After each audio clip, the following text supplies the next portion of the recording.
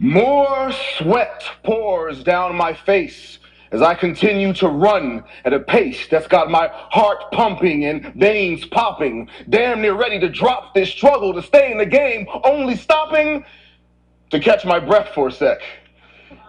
Oh, it's insane the way I train. Bench pressing hypotheses and philosophies on how to play out this game called life. I squat and do lunges with pressures that weigh a ton on my shoulders, and the older I get, the bolder are my fantasies of how I can win at this. But sometimes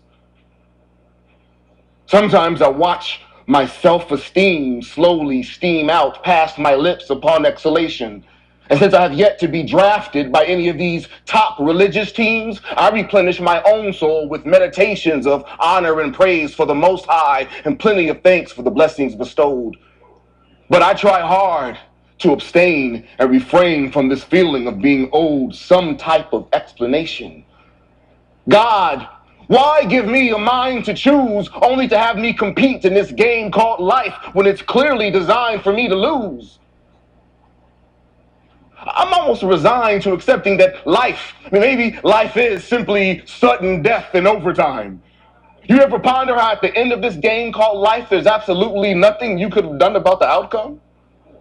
Through conniption fits of frustration, I have screamed at the top of my lungs for reason to believe, for reason to continue to achieve, for reason to conceive of new goals when my frame of mind receives new blows of insecurity and self-doubt. It's wicked. It's almost like I'm addicted to the rush of winning the game, even though the end result is the same for all who get in. Whether you're part of a religious team or you just can't seem to fit in, at the end of this game called life, you die.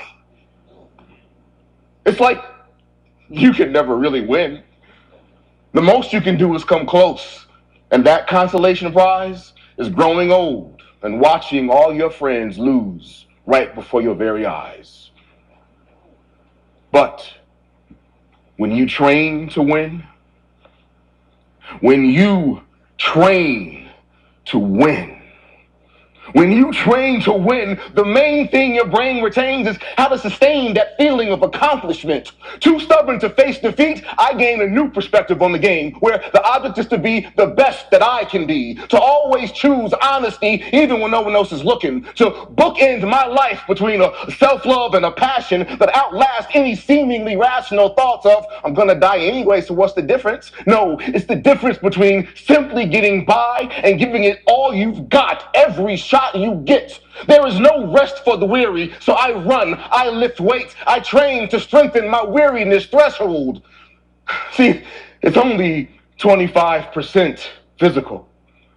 It's really about the 25% mental, the 25% spiritual, the 25% emotional that I need to make sure that I can endure this obstacle course the game of life lays before me.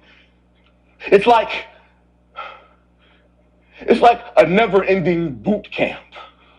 And when my face is damp from all the blood, sweat, and tears from training all these years, and after I faced each and every one of my fears like a true champ, then and only then will I begin to know that I'm not only living life, I am competing in the game that I have trained myself to win.